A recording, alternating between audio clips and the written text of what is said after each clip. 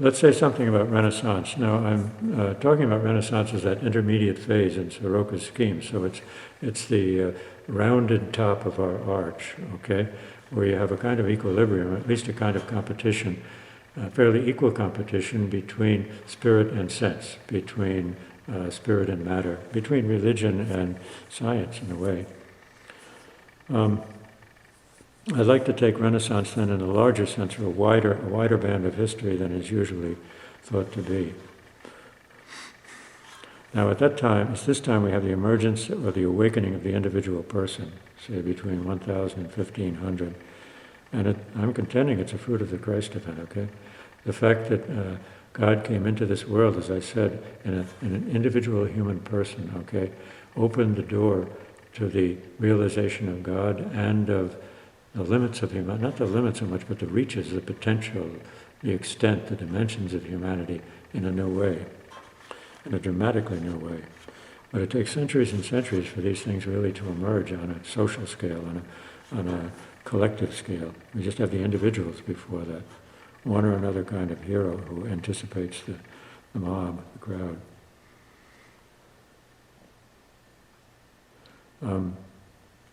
So there's Colin Morris, an author who, I don't have the title of his book right here in my hand, but who wrote a book about the emergence of the individual in the 11th and 12th centuries. Now that means that people began to think for themselves and also think of themselves. In other words, the subjective experience and a language for the subjective experience begin to emerge. So that people talk more about their feelings, their own individual feelings, not sort of the obligatory feelings almost that are recommended to them or demanded of them by their religious tradition. So the individualization of experience and the individualization of relationships as well, okay? So the prearranged marriage would begin to disappear, or at least begin to be violated, or a minority position, gradually. And a lot of other manifestations of that emergence of the individual. And the self-consciousness, the individual self-consciousness, that I'm a person, therefore I have a space of freedom that's given to me. I don't just have to follow the line all the time. Follow the score, as it were, the script. There's an author, Marie sounds like an unusual name for a man, but he's a Dominican theologian of the time of Vatican II, who was a sort of theologian and historian at the same time. So he wrote the history of theology. And he talks about the Renaissance of the 12th century. And it's fascinating the way he describes it. He says, at that time the gospel was rediscovered. And the gospel was rediscovered, you might almost say rescued from the monastic cloister. Because you begin to have religious, under one or another title, one or another order, coming out into the world to preach the gospel. And so they're preaching the gospel. They're not just preaching dogma. They're not just preaching the official doctrine of the church, but they're preaching the gospel with the freshness of that word of God and with the power of the words of Jesus and the teachings in the New Testament and his example. So something new is happening there. The people are hearing that gospel freshly and applying it to themselves and applying it to their critique and their understanding of society as well, of society and church. Something new. And it's very exciting to hear what he says about the gospel and humanity, the gospel and the human person in this world. Here's something that sums it up. The recovery of the gospel and the liberation of the human person. In other words, the recovery of the gospel, you might expect to subject the human person to some kind of religious domination once again. Okay, here we have a religious text coming forth, or a constellation of them, and the human person who has been subject, as it were, to religious authority up to now, you might expect that would be just intensified, and the weight might become heavier, the burden might become heavier in Jesus' language. But the opposite happens. The human person experiences a liberation. And part of what's liberated is not only the freedom, but the creativity of the human person. So the human person begins to blossom in the light of the gospel. It's a magnificent thing. So religion at this point is the opposite of oppression, is the opposite of a kind of enclosure, kind of containment. It's a liberation. And that's what Christianity is meant to be in the beginning. That's what you feel when you look at the shift, or the voyage from the Old Testament to the New Testament, what you feel is liberation. Read the letter to the Galatians, Paul's letter to the Galatians, where you've moved from law to spirit, you've moved from law to grace, you've moved from law and institution to the Holy Spirit and freedom. So there we get these waves of the event of Christ in the history of the West. And they're more powerful than they are, I think, in the other cultures. The West has somehow the right medium, the right kind of water to conduct these waves and to make them travel, to help them to gain power and scope. So I'll see if I can find another statement of it. Yeah, the recovery of the gospel brought about the liberation and animation of human creative activity in the world. Human creative activity. Now this is the new language, creative activity, okay? You don't hear much of that before that time, do you? But in the time of the Renaissance, and also the Renaissance, the 500-year Renaissance that we're talking about here, that's when that language erupts, because that's when the fact erupts. When the human person becomes almost, what would you say, not addicted, but inebriated, you might say, with the possibility of bringing something new into the world, where this wonderful discovery of the scope and the potency of the human person is concerned. We've had these human potential movements, at least in California, in the 20th century, of course, and 21st century. We have one 10 miles up the road from here, still going on, Esalen Institute. But the human potential thing, I think, really emerges at the time of Renaissance, the time of the emergence of the individual, back in the 12th, 13th centuries, and so on. And then we always can get a greater revelation of human potential, both the individual, potential of the individual, and also of the community, of the group. So we're always making these discoveries, and that's one of the most exciting things about the West, is that breakthrough of creativity, of newness, is continually expanding and moving forward, and always to be regained. If you're depressed one day, you'll be alive the next day, and the next day you'll have something new to bring into the world. And so the enthusiasm, the passionate enthusiasm of our artists, poets, musicians, sculptors, painters, and so on. How can people devote their whole lives and energies in an obsessive way to something like that? Because somehow they've felt the human vocation to bring something new into the world. And by golly, they're going to do it if it costs them their lives. That's part of the spirit of the West. And it also leaks into science, that to find the truth. To find the truth in science is to begin to find the future, isn't it? Because every scientific discovery stands on top of another one, breaks through the crust of another one, and begins to build upon it further and further and further, and the structure grows and grows. And that can be thought of as a demonic thing, but it's actually a very positive thing, and once again, a fruit of the event of Christ. It's liberated the human heart, the human mind, the human soul, and liberated the imagination of the human being. Maybe that's one of the ones that hardest for us to recognize. Liberated the free imagination of the human person. Modern poetry has something special to teach us in that respect, okay? As well as modern music.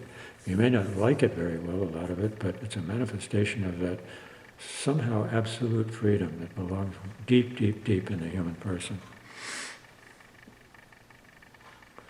So there's a new space of freedom for the person here in this rediscovery of the gospel. I want to keep coming back to the fact that simultaneous is the rediscovery and preaching of the gospel and the liberation of the person. That's sort of the connection we need to make, the connection between, let's say, the expansion, the liberation, the animation, the self-discovery of the human person and the event of Christ, the gospel. When I say event of Christ, I mean mostly the mystery of Christ as a happening, as something that happened. And the reason why that's applicable here is because we're talking about something that happened in history. In other words, one event, one central happening, and then the waves, the successive waves, from the Christ event out into history, out into the different ages and the different realizations of this event, each of which somehow reproduces the event, each of which brings the original event with it. And as there's more faith there to receive it, its effect will be greater and deeper. Here's a quote from Chenu, whom I mentioned as author of the title, The Idea of the Renaissance of the 12th Century. History shows that it was the Christian's return to the gospel which guaranteed his presence in the world and that it was his presence in the world which secured the efficacy of the gospel. Now he's talking about, when he talks about the rediscovery of the gospel, he's largely talking about the religious movements which move out of, as I said, out of the monastic cloister, and that sort of containment of the gospel, and the verticalization of the gospel, so that history and society disappeared from it, out into the world, preaching to the ordinary people, preaching to the people in the world, and thereby somehow realizing the potential of the gospel that had been contained and confined and limited for a long time, partly by the monastic cloister, partly by just the culture of the time. So it was the Christian's return to the gospel and the liberation of the gospel itself from containment, which guaranteed his presence in the world. And so the gospel is about human beings in the world. And so to read the gospel, and that puts monasticism, as you might say, in the position of John the Baptist. It can be somewhat humbling for the monks, okay? But the monastic life is not everything, that's clear. It's not as big as Christianity. And there are times when it has to give way to the spirit of the new. As the Christian's return to the gospel, which guaranteed his presence in the world, and what would you call sanctioned his presence in the world, verified, approved, authorized his presence in the world itself. And it was his presence in the world which secured the efficacy of the gospel. So the fact of the Christian and the gospel in the world opens a new freedom to the gospel itself, which is the very revelation of freedom, as well as to the freedom of that particular individual that carries it out there.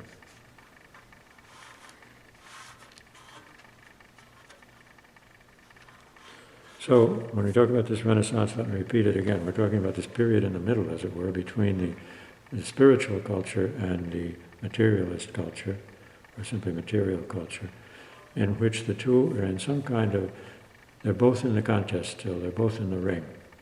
If it's not a fair equilibrium or a level playing surface, because one of them obviously is beginning to take the upper hand, or the lower hand, you might say, actually. Yet the two are somehow in competition, interacting, and that's where the greatest amplitude of human consciousness and human creativity is to be found, when both of those principles are operating.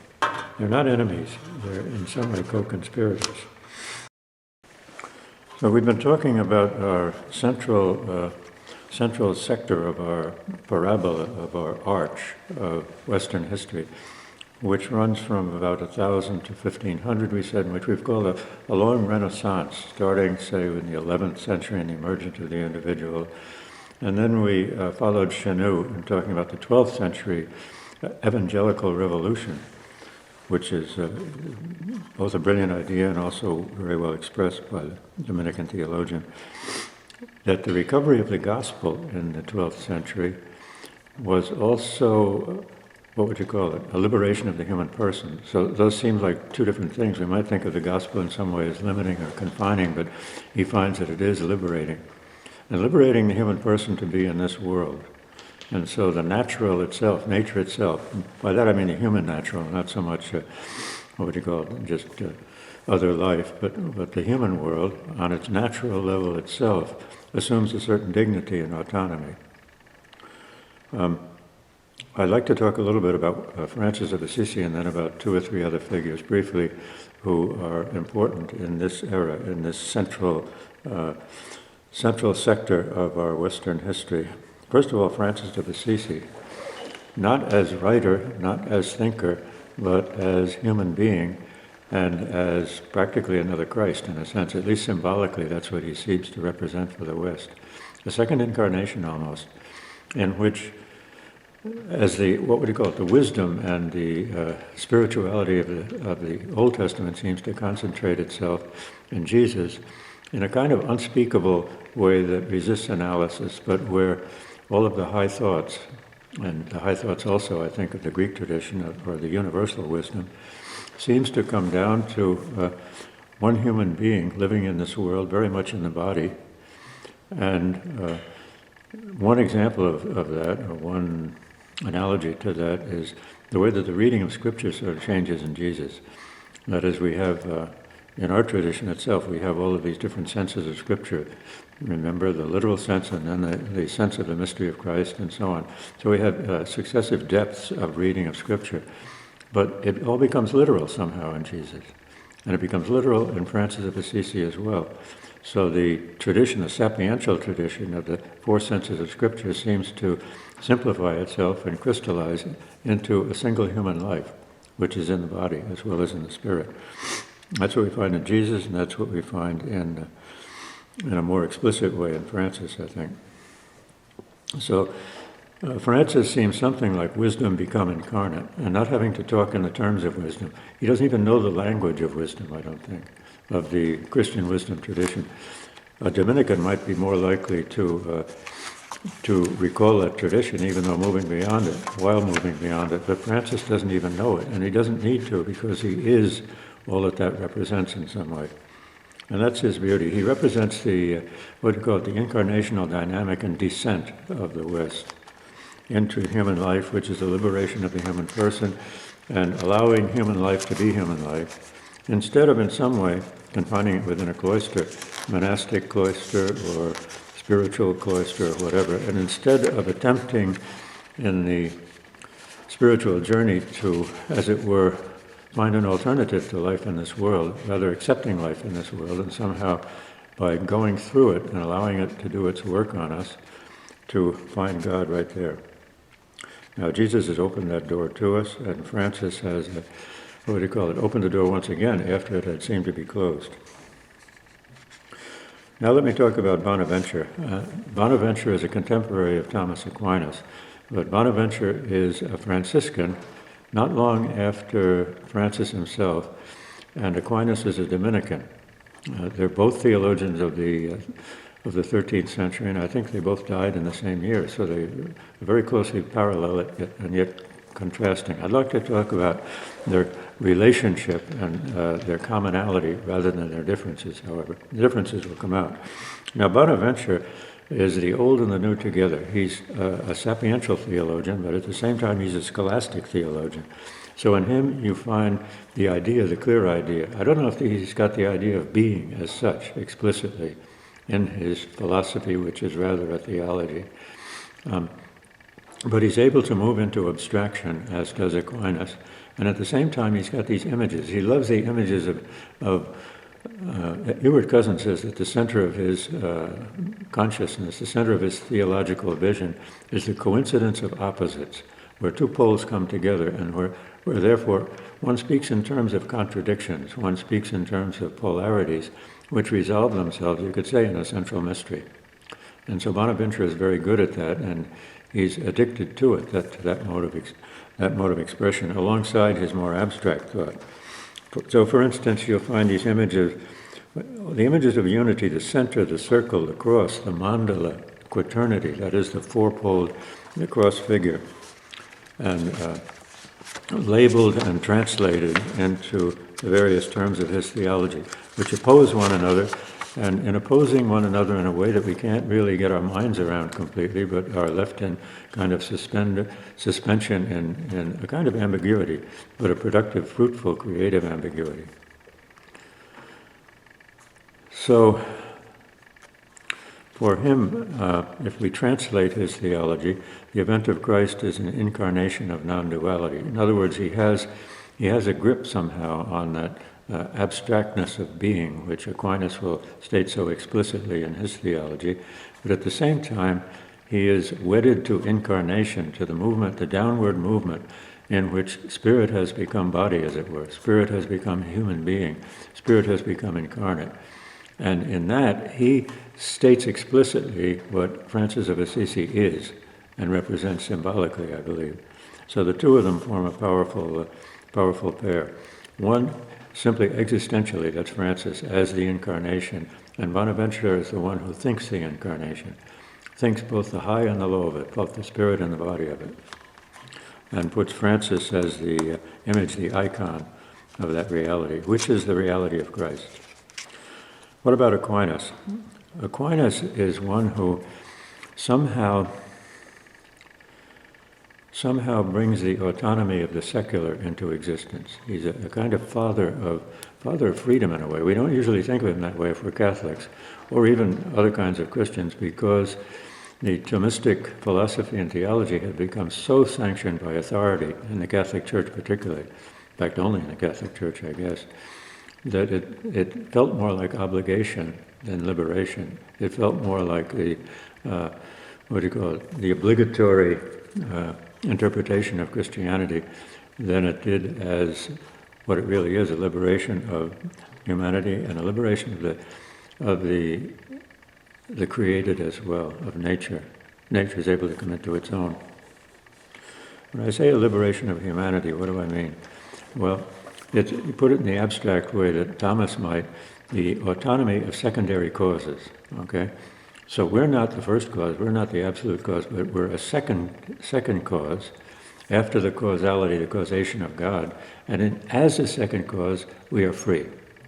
In other words, God doesn't just put a disc into us or some kind of capsule which contains our orders, our obligatory walk, but leaves us free to decide, leaves us free somehow to find our own path in the light which he gives us, which is the very light which is God.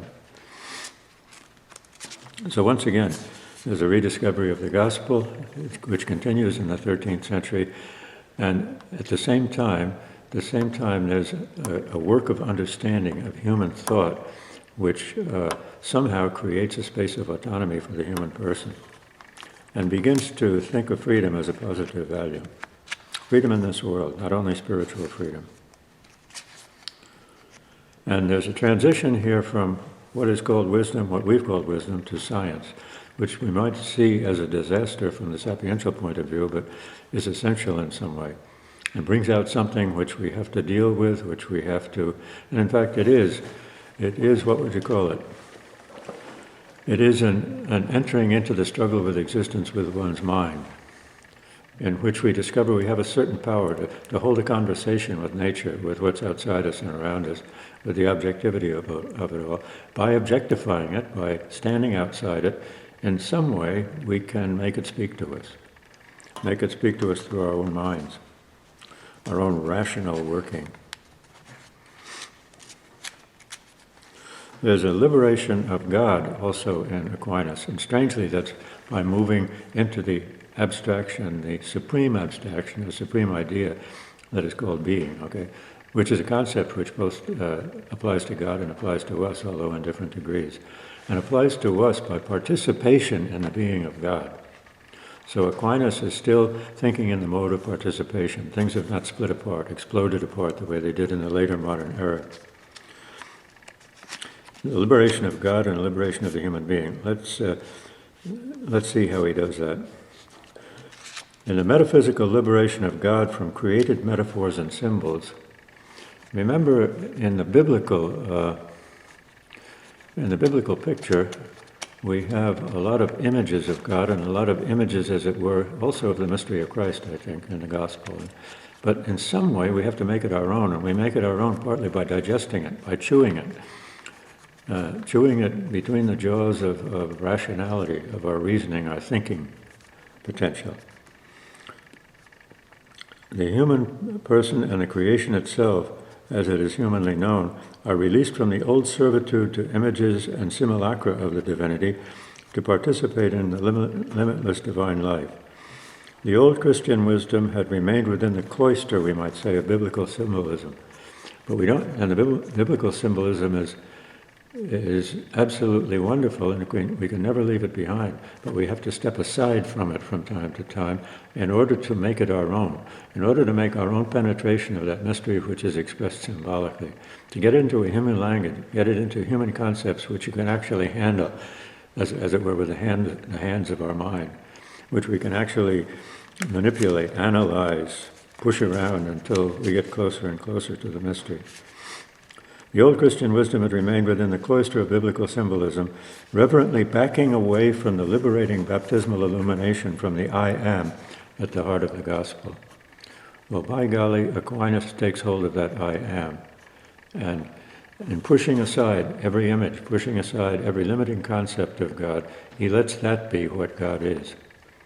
There's a wonderful book, it's by Maritain, isn't it?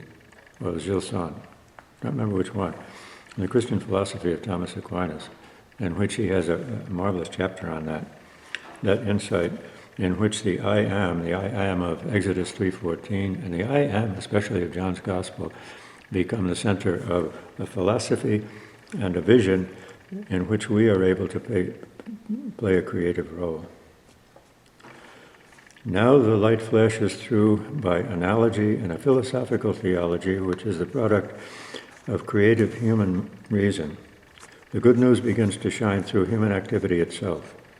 You see that incarnational thing and that thing that I said about secondary causes, free secondary causes, that's the human person.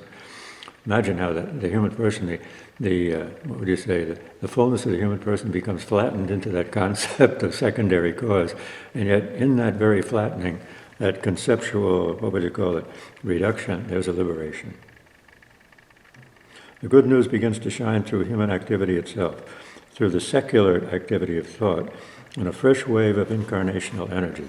When I speak of these waves, I'm speaking of waves that come ultimately from the event of Christ itself, from the death and resurrection of Jesus, and particularly the resurrection of Jesus, that Big Bang, which continues to, as it were, expand the human universe. All of this remains implicit in the austere technical rationality of Aquinas. The theological process is taking place deep beneath the explicit surface of theology itself, but we can learn to read the theology to find the process that's happening underneath. I need to say something about St. Augustine here. There was a time before Vatican II when the two giants of the Christian tradition, and maybe the only authorities, seemed to be Augustine and Thomas. But Augustine and Thomas are not on the same team, actually. After St. Augustine, we experienced a double deprivation, I think, in our theology, also to some extent in our spirituality. For one thing, the supernatural of Augustine became, in a sense, too supernatural. In other words, it became too separated from nature. The intimacy of God and humanity, even the intimacy of God with his creation, seemed to be suppressed. And on the other hand, exactly parallel or corresponding to that was the emptying out of the human potential, in the sense that it seemed with Augustine's heavy doctrine of original sin that the only thing that we could do was sin, practically. The human person really had no positive or creative potential in the world. And it's a good thing we worked ourselves out of that. And we worked ourselves out of it largely through Aquinas. Aquinas is the rescuer from the Egypt of Augustinian pessimism, you might say, okay? And so Augustine continues to have value, great value, but at the same time, we've got to balance him with another more optimistic view. Augustine was living and writing at the end of his life just when the Roman Empire was beginning to collapse under the assault of the barbarians, or the invasion of the new peoples. And Augustine was in the city of Hippo at that time as its bishop, when these nice new peoples were at the gates, ready to overcome and occupy the city.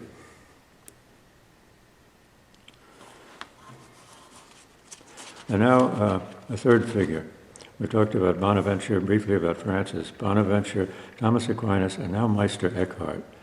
Now, if Bonaventure is what would you call it, the master who brings together the old and the new, the sapiential and the more abstract cerebral theology and philosophy. And Aquinas is the supreme master of abstraction who rediscovers the very I am of God and of Jesus within these abstractions and pushing aside the images. Eckhart is the one who communicates the experience, you might say, of non-duality in a way with a directness and an explicitness and a power, a rhetorical power, which makes it accessible even to the Asians who find him perhaps the Christian teacher, the Christian father, that's closest to their own insight, closest to their own central reality of non-duality. He's in the Neoplatonic tradition. He's got a pattern of exitus reditus, which is the going out and the coming back. The going out and the coming back of the creature from God. And I'm just going to give you a paragraph from Eckhart, from one of his sermons, I believe. Why did God become man? Pardon the non-inclusive language, but it's typical of his time. Why did God become man? So that I might be born God himself. God died that I might die to the whole world and to all created things.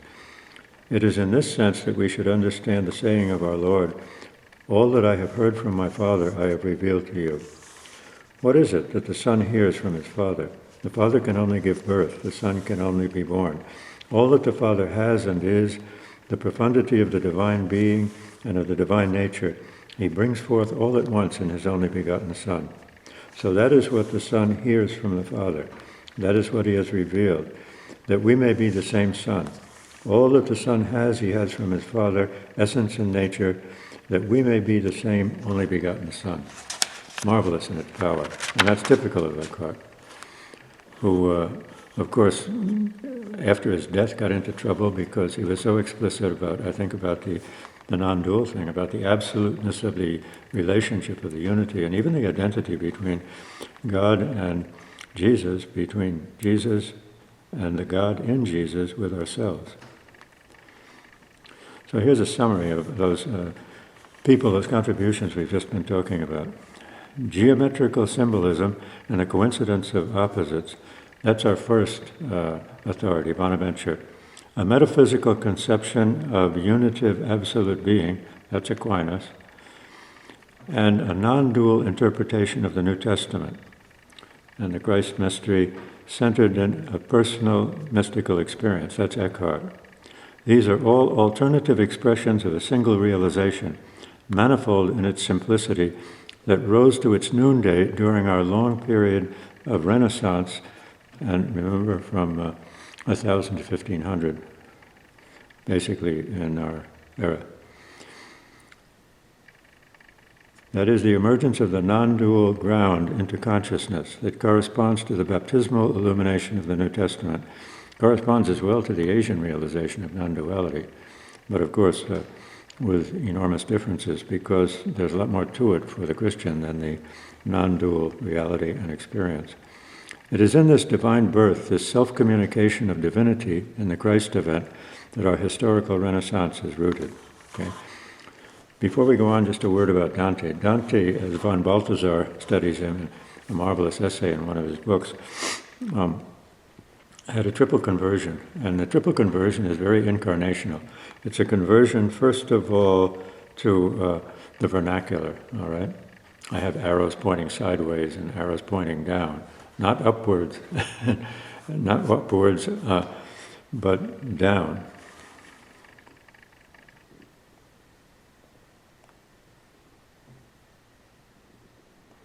The first conversion was from Latin to the vernacular.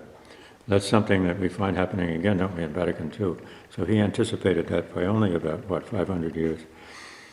And a conversion from the abstract and the general and the universal in thought, in philosophical and theological thought, to history and to the particular. That's another rediscovery of our own times. It's almost as if Vatican II discovers history all over again. And then a conversion to the laity, because Dante was not a cleric. Now, most of the thinking and writing that we've been talking about just now was by religious and by priests. So he brings it down into the world, he brings it out into the languages of Europeans, the native languages of Europeans, and he brings it down and out into the ordinary Christian folk. A word about Renaissance humanism, which was a kind of a new phenomenon in world history, the emphasis upon the human person, the value of the human person, the centrality of the human person, the kind of unlimited, the unlimited magnitude of the human person, at least potentially, and the way we're made, is brought out by these people in the Italian Renaissance particularly. Here's just a paragraph from one of those Renaissance scholars. The emphasis on man, pardon once again the non-inclusive language, but it's typical of that time, in fact up to our own time. The emphasis on man is one of the few ideas, perhaps the only philosophical idea coined in the program of the early humanists. When Pico della Mirandola and Ficino, Marsilio Ficino, two of the big Renaissance figures, Italian Renaissance, before him, worked out a philosophical theory of the dignity of the human person in the vague idea that had worked out a philosophical theory of the dignity of the human person in the universe. They were merely giving more systematic and speculative development to a vague idea that had dominated the thought and aspirations of their humanist predecessors for several generations. So a new amplitude in the idea of the human person, or as they would put it, the idea of man. A maximum unfolding of the metaphysical amplitude of the person. That word metaphysical is often not well understood, and it is used vaguely very often. So we might remove the adjective and just say the magnitude of the human person, whether upward or downward or sideways. The true dimensions of the human person begin to appear. In these early modern humanists, we see, under the combined influence of Christian tradition, of Platonism, and of the expansive human spirit of the Renaissance, a maximal unfolding of the metaphysical amplitude of the person. While the centrality of the person will persist in Western culture in the following centuries, this range of consciousness will not so often be present. I'll say something a little bit about the scientific enlightenment. One image and historical moment that I treasure from the scientific enlightenment is the Copernican revolution. And I've thought about that and talked about it so many times. But imagine that morning when Copernicus woke up and decided that, by golly, the sun is not revolving around us, we're revolving around the sun. Now, at that moment, the sovereignty of the human person in the universe kind of flashes out like one of those nuclear explosions. That the human person, not only is the sun the center of the solar system, but the human person at that moment is the center of the universe. Because the human person begins to comprehend the universe. The universe is made of matter. The human person in some way is superior to the universe in that sense, even though limited to being a mere bacterium in the universe, as it were. In spite of our, puniness in the whole cosmos, yet we have some kind of power, some kind of, royalty, some kind of central role in the universe, which continues to be more and more impressive.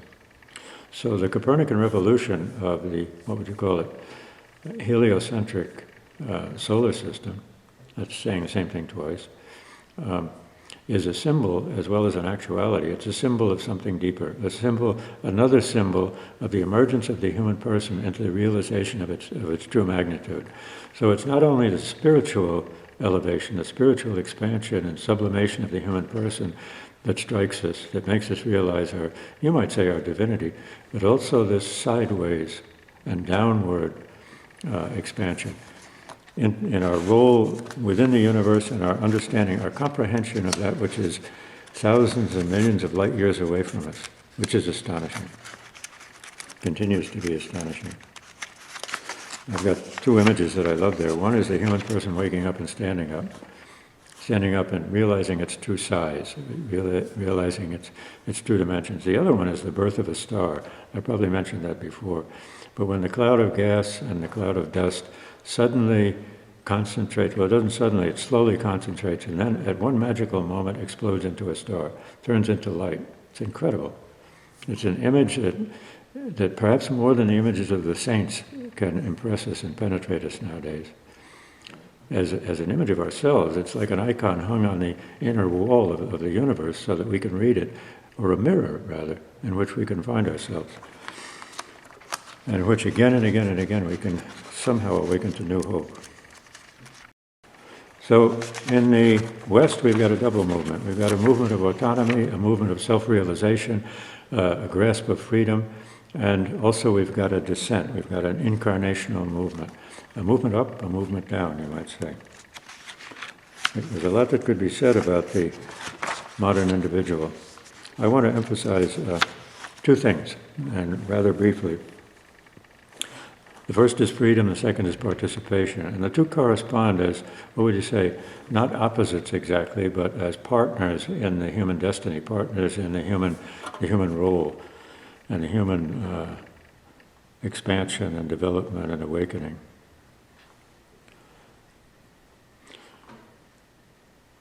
You can say that in the center of the Western development has been not only the understanding, but the experience of freedom, and different kinds of freedom. And sometimes we can think of, for instance, Charles Taylor, the Canadian philosopher, talks about the dimensions of freedom in terms of, first of all, an inwardness, a human inwardness. It's a different kind of inwardness from the contemplative inwardness of the patristic times in the Middle Ages, but an inwardness which is also there where the rational mind is centered, and there where our life in this world is centered. And then talks about an acceptance of ordinary life as the upper pole and the lower pole, and the lateral or horizontal axis that crosses that, once again in our figure of the cross, our DNA, as it were, of humanity and of Christianity, is on one side the disengaged reason of Descartes, which makes the scientific project possible at pure objectivity. And on the other side, the expressive, what would you call it, participative expressiveness of romantic art and poetry and of the tradition that follows from it, right through our 20th century and into the present time. Here's a quote from that wonderful Russian writer, Berdayev, Nicholas Berdayev. It's differently pronounced by different people, who was a Russian who was, as it were, exiled after the revolution to Paris, he and another group of others. This is about freedom and Christianity. The exceptionally dynamic and historical character of Christianity is the result of the fact that it conclusively revealed for the first time the existence of the principle of freedom. After all those words, it comes down to that freedom. And it's very hard for us even to say what freedom is, except negatively. It's being liberated. It's having a space of our own where we're free to move, to think, to act, free from that which surrounds us and would tend to enclose us and confine us. The existence of the principle of freedom, which was ignored both by the ancient and Hebrew words, that is, the ancient Greek tradition and the Hebrew tradition. Christian freedom postulates the fulfillment of history through the agency of a free subject and spirit. Fulfillment of history. And such a fulfillment constitutes the essential nature of both Christianity and history, because the structure of the latter is impossible without the postulate of a freely acting subject. Christianity affirms man's primordial nature, independence, and above all, his freedom from the baser elemental processes. This made possible the apprehension for the first time of both the human personality and its high inherent dignity. Both of those realizations really emerge in the modern Western world. Thus, the development of the human personality constitutes the peculiar achievement of the Christian period of history. That's pretty strong, isn't it? And you can see that he's been influenced by the West, because those are not intuitions ordinarily that you find sprouting up in Eastern Christianity. The root of this liberation and its first outbreak is then within the New Testament itself. It appears most explicitly and emphatically in Paul's letter to the Galatians. Those last words are my own. There's a lot more we could say about wisdom, about freedom. I'm going to give you a few quotes. Here's the great quote from Romans 8, Romans chapter 8. For the creation waits with eager longing for the revealing of the children of God. For the creation was subjected to futility. Futility means mortality. It means our death is in our future, but it means everything else that seems to drain the meaning out of our life and to confine us. Not of its own will, but by the will of him who subjected it in hope. Because the creation itself, that means the whole universe, will be set free from its bondage to decay and obtain the glorious liberty of the children of God. We know that the whole creation has been groaning in travail together until now, and not only the creation, but we ourselves, who have the fruits of the Spirit, groan inwardly as we wait for adoption as children, that is, as sons literally, the redemption of our bodies. So that's our place in the universe. Somehow we are the place where freedom can happen, and where newness can happen, and where the creation can begin to be recreated from the inside out. It's quite a responsibility. So Western modernity is centered in rationality and freedom. And in those two, it's centered in the human person, of course. Here's something from Karl Rahner, who is in the tradition of Aquinas, but really brings him into brings him into the historical vision of the modern world, the contemporary world. True freedom, deriving from the transcendence of the human person, is always before, or we could say in the presence of, and towards God, whether or not we're explicitly conscious of God. Wherever freedom is really, this is Rahner, wherever freedom is really exercised, this happens in stretching beyond all individual data into the ineffable, quiet, incomprehensible infinity of the primeval unity of all things, of all thinkable reality, in anticipation of God. It's an interesting phrase, in anticipation of God. In other words, this freedom is somehow a movement into the future. And he says at some point that God is our absolute future. You might just as well say that Christ is our absolute future. Thus we experience precisely in freedom what is meant by God. God is not, he's saying that freedom and God are practically the same thing from our point of view. God is not one of the many realities with which we are concerned in the freedom of our affirmation or rejection, but originally he is the infinite horizon which alone makes possible free choice of individual beings, free choice between individual things. As such a horizon, God is always encountered in the free act and present in it. A strong statement, it's worth reflection. Freedom conceived in this way is oriented towards the human future with openness and becomes a font of creativity. Freedom, writes Rahner, is the will to the unlimited, the freedom of creative hope that accepts itself, anticipating what has never yet been realized. That's one of the most precious things in Rahner's vision, is that hopeful orientation towards the future and towards our charism, our vocation to the future, and to create the future in this world somehow. Listen to this, Rahner again. Hence, freedom is never only the free repetition of what is already there.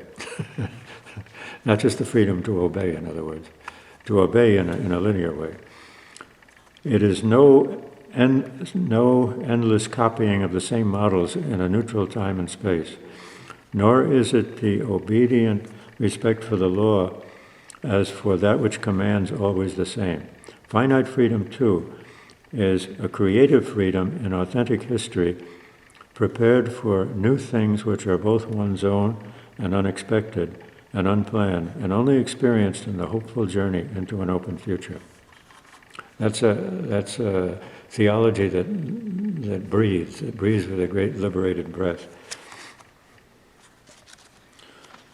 Another, what would you call it, apostle of freedom in the 20th century is Simone Weil, or Weil, as we more often say it.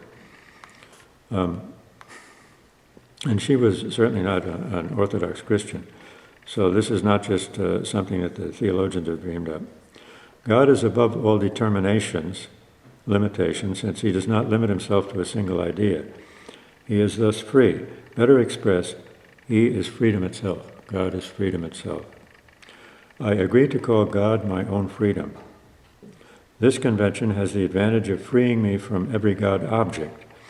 If God is my freedom, he is and exists every time my freedom manifests itself in my thoughts and movements, which is to say, every time that I think. She's saying that freedom is God, and Wallace Stevens will say that God and the imagination are one. Wallace Stevens is a modern poet, American. Here's another 20th century thinker, Eugen Rosenstock-Huessy, whom I have quoted before. And this is something he distilled from his own life experience. We should recognize as God's specific quality in us the power to break away from the established order of mind and body and create a new future. There's something that just makes you breathe more deeply in these witnesses of freedom. Continuing on this subject of freedom, personal freedom, which is sort of in the heart of the Western development, this recurrent springtime of the West, this age of the Holy Spirit, as it were, it's always beginning and it's never quite achieved, certainly never finished. It flows forth from the intrinsic charism of the West, this of historical origination, of newness. And the words of Rahner, of Simone Weil, of Rosenstock-Huessy convey the peculiarly Western experience of the gift of Christ, and at the same time recall the principles through which we've been attempting to interpret this Western history. Now at this point there comes into view a kind of continuity between the stages that we've been moving through, these turns that we've talked about. First of all, the event of Christ, our sapiential awakening, and then the Asian non-duality, and then finally the awakening personal freedom from which has come forth the modern Western world. So I'm going to go on, but let me read a poem. I don't think we've read a poem at all so far. This is Wallace Stevens, and it's in the context of our discussion of freedom. Throw away the lights, the definitions, and say of what you see in the dark that it is this or it is that, but do not use the rotted names. How should you walk in that space and know nothing of the madness of space, nothing of its jocular procreations? Throw the lights away. Nothing must stand between you and the shapes you take when the crust of shape has been destroyed. You as you are yourself. The blue guitar surprises you. That's from a long poem called The Man with the Blue Guitar. And there are many sections, and this is about section 34 or something like that. For Wallace Stevens, here's another, what would you call it, equation. For Wallace Stevens, God and the imagination are one. That's from another poem. God and the imagination are one. How high that highest candle lights the dark. He's quite a poet. So poets, whether in the West or in the East, in the Islamic tradition or wherever, seems to be like pioneers and explorers of freedom. A peculiar human freedom which somehow pierces through all of the limits and expands itself and shines like the sun. Let me talk a little bit about political freedom and the descent of political freedom according to, once again, Eugen Rosenstock-Huessy, or who is he? He conceived that the last 1,000 years of history in the West as a series of revolutions, and that's typical of his thinking. This is in a giant book called Out of Revolution, the Autobiography of Western Man.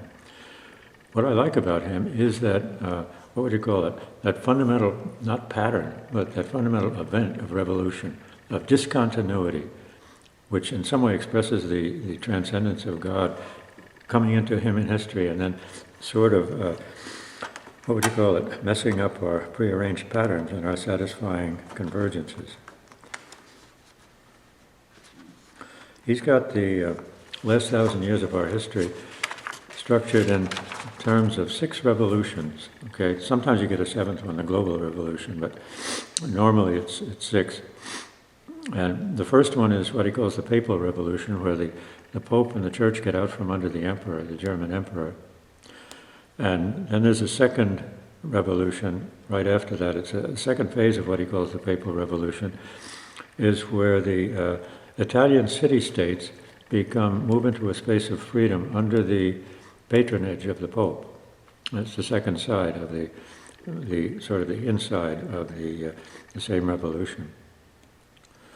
And the third revolution is the German Revolution, which is the Reformation, okay, which divides Christianity, but is also a descent of power, which Rosenstock-Huessy expresses as, how does he put it?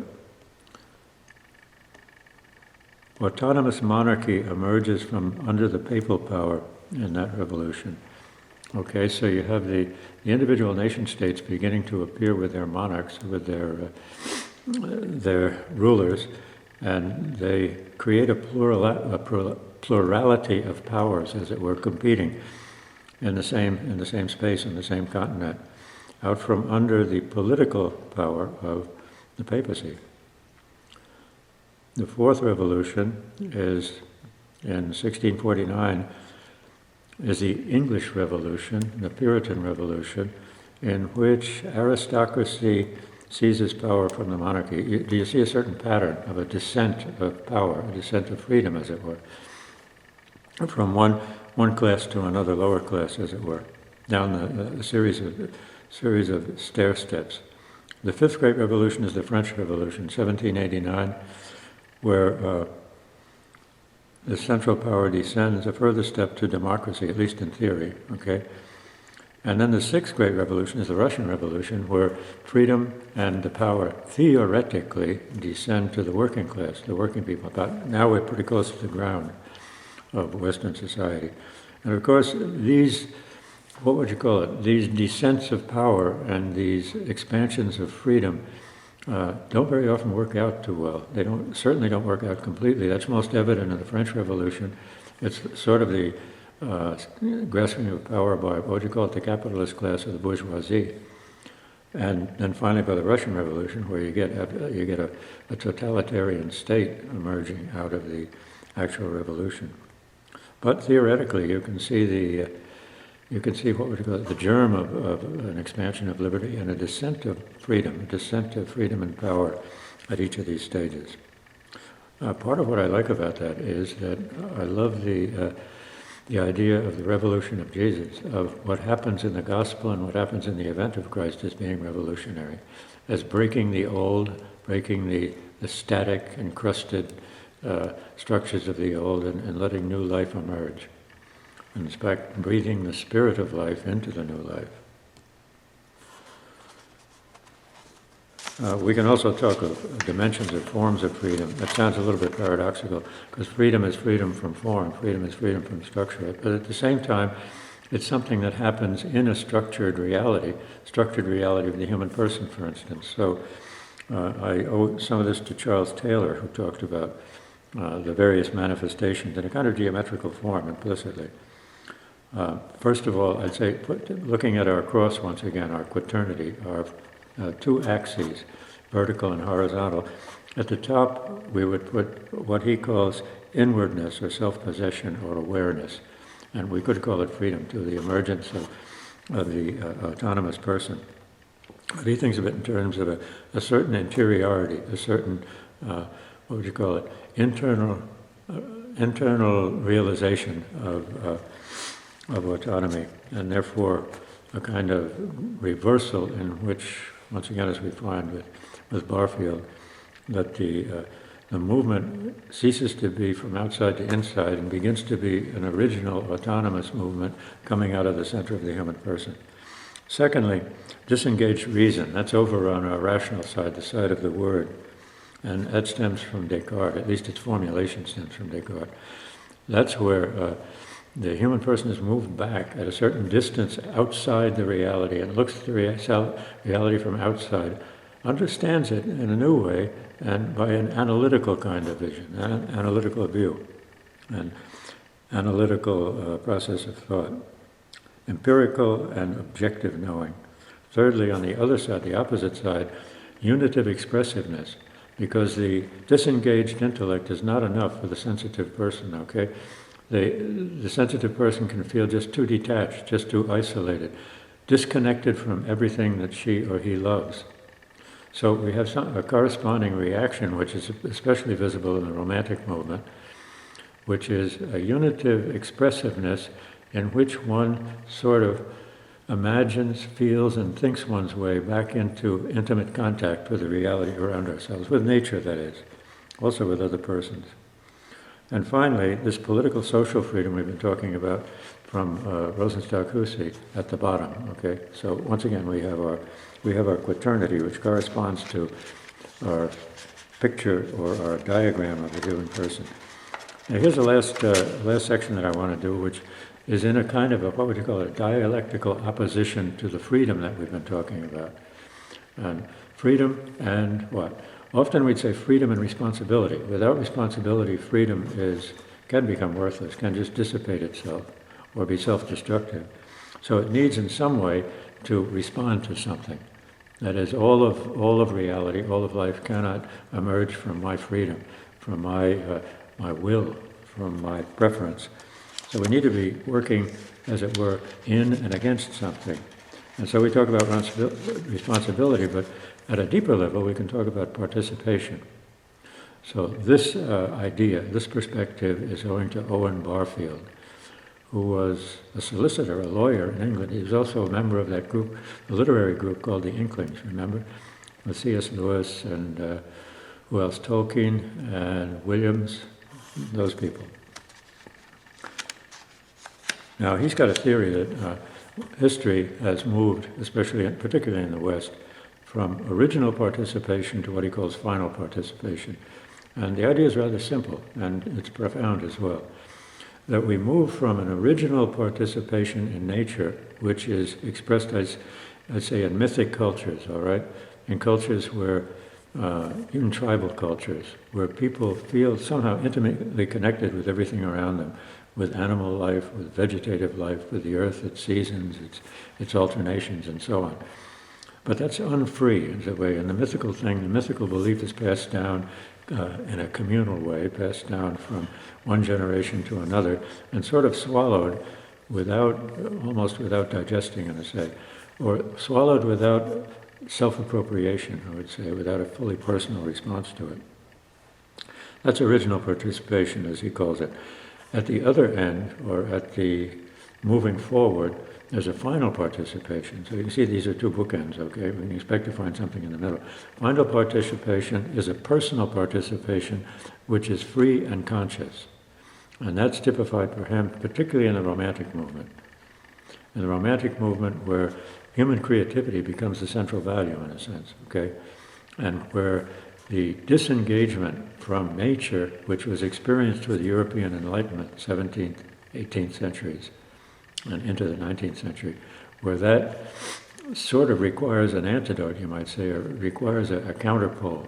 And that counterpole is what he calls final participation, which is really creativity, you can say. A creativity, an aesthetic, an artistic, a poetic creativity, which reaches out and finds a union with what is around it, finds a new intimacy, you might say. Intimacy and, what would you call it? Almost an exchange, a kind of mutual permeation of the human person and nature. And produces a powerful kind of poetry. So we've got original participation, unfree, collective, communal, inherited, and we've got final participation, which is personal, free, conscious, and as it were moving from inside out rather than outside in. That may sound familiar to you by now. And what's in the middle? Well, in the middle is a period with no participation. Now, Barfield finds that in the modern West largely, under the domination of that disengaged reason we were talking about, coming from Taylor. That Cartesian reason, which objectifies completely, and by completely objectifying, completely removes, vaporizes participation. So, original participation, unfree, no participation, and then final participation. It's a pretty simple scheme, and we could take a critical stance towards it too.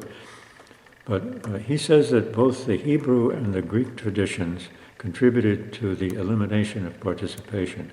So it's not only in our modern world that happened, but remember the the condemnations of idolatry and of any kind of divinization of nature in the Bible, in the Old Testament. Destroy the idols, and anything that was taken as an image of God was excluded, rejected, smashed. And that's the Hebrew tradition, which is ruthless about the transcendence of God, and the fact that you can't even make an image of God. The human person is the image of God, but we can't do it with our hands. We can't make it with our imagination. And then the Greek tradition, which did it in a way and that was by divine authority, as it were, in the Bible. The Greek tradition eliminated participation in a way that we're used to, which is objectification, which is a conceptual thinking which looks at things from the outside and acquires a kind of power over them, not an immersion in them, not a participation in them, but a power over them by which it's able to make new things happen. So those two streams actually coalesced in our Christian and our Western tradition to really wipe out participation at a certain point. Now, that's at sort of the center, the mainstream of our culture, but around the edges, of course, you'll always have participation. I think it's preserved more successfully probably by women than by men. Women who have a more relational consciousness, I think, and sensitivity.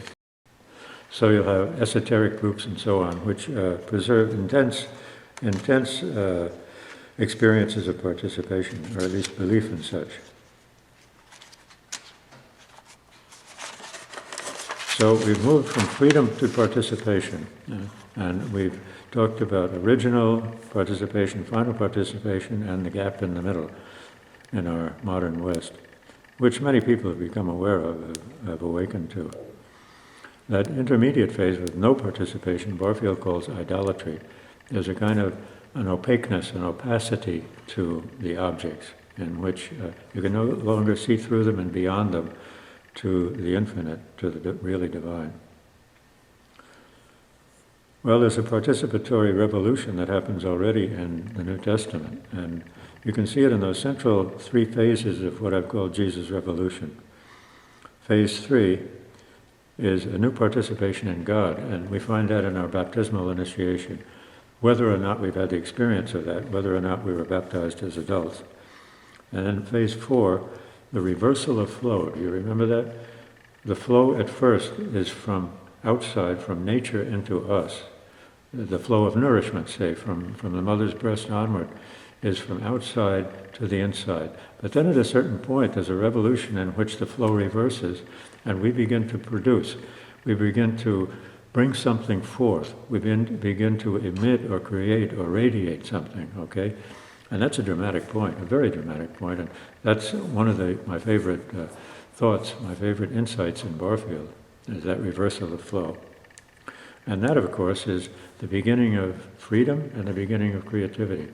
Remember the birth of the star, when the star turns on out of that dark cloud and becomes a star, and becomes conscious of being a star. And then fourthly, or phase 5 is embodiment, or the participation in matter, which is recovered, or participation in nature. And theologically, we think of it, of course, as the participation in humanity and through humanity in the universe, in the world, the whole creation. So we've got participation transformed in 3 different worlds. In the divine world, you might say, a renewed, a recovered, a reborn participation in God, which corresponds to that baptismal experience. Then in human community, a participation with others, some kind of participation with other people, rather than simply being isolated egos and single bodies, lonely bodies walking around on the earth. And then finally, a new participation in the material world. I have sort of an ironic footnote on Barfield's idea of final participation. It just occurred to me today. If you read somebody long enough, sooner or later you'll have some nasty reactions too. And this one is to remember the words of Jesus in John chapter 12, where he says, "Unless the seed fall into the ground, it remains alone." Now that's the moment at which Jesus is getting ready for his passion and death, okay? But this is at the peak of his fame. It's when the Greeks want to see Jesus, okay? His fame and his the word about his miracles and his wisdom is beginning to move beyond the bounds of Israel. And he has only been sent during his physical life on earth to the children of the house of Israel, he says. So instead of opening himself up, instead of, you could say, hitting Broadway, as it were, and achieving the higher and larger dimensions of fame that he might covet, this is what he says. "Unless the seed fall into the ground, it remains alone, but if it falls into the ground, then it produces much fruit." Now, it seems to me that's missing in Barfield's picture. That is, the death is not there, but the resurrection is, in a sense. In other words, that reversal of flow And the movement from the unfree participation at the beginning to the free, voluntary, creative participation at the end lacks something else in the middle besides that gap, besides that area of no participation. That area of no participation, as a matter of fact, is a little bit like a death, isn't it? It's a death of, you might say, the isolated ego, the isolated human person, with no intimacy with nature, no intimacy with God, no intimacy with other human beings. And we've had plenty of that in our modern world, and plenty of writing about it as well. So something other than just that wonderful expansion of creative power and that reversal of flow is involved. And that something other is a death, all right? So we can move into a new participation also by becoming compost, if you want to put it in the worst possible light.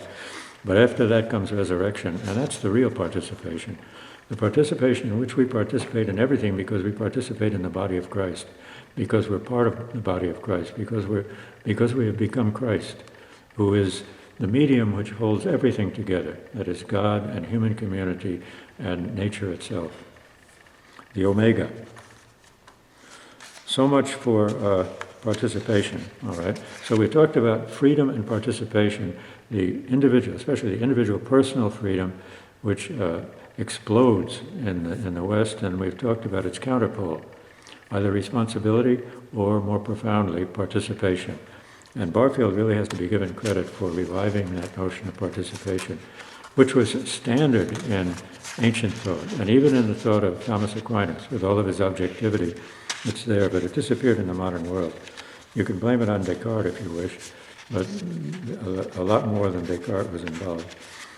Now, a kind of conclusion to this long discourse that we've had on the turn to the West, and that is about wisdom and the West, all right? What we've been trying to do, actually, is a kind of, what would you call it, a kind of outline or a kind of not pioneering, but a kind of discovery of the wisdom of the West. How do we take all that we've been talking about and then step towards it or back from it, whichever you prefer, and look at it from a sapiential perspective? Well, the first step, I think, is to look at it in relationship to the event of Christ, which I've proposed is really not only the interpretive key to understanding the history of the West and ultimately all of human history, but is also the motive force behind the very movement of Western history, behind all these forward movements we've been talking about. So, and we should remember also that the process is more important than wisdom. In other words, a mode of knowing, a way of knowing, even the deepest and largest, is less important than what's happening in history, is less important than the movement of Christ and the Spirit in history, and particularly in the history of the West where it's so visible. But we need an incarnational wisdom which is able to understand descent as well as ascent, but both of them. We need a wisdom of human freedom. We need a wisdom of the motion of history. We need a wisdom of descent, of incarnation, of embodiment. And thus, our wisdom somehow, it returns to the understanding of all of Western history in the light of the event of Christ, the light which is infinite and never extinguished.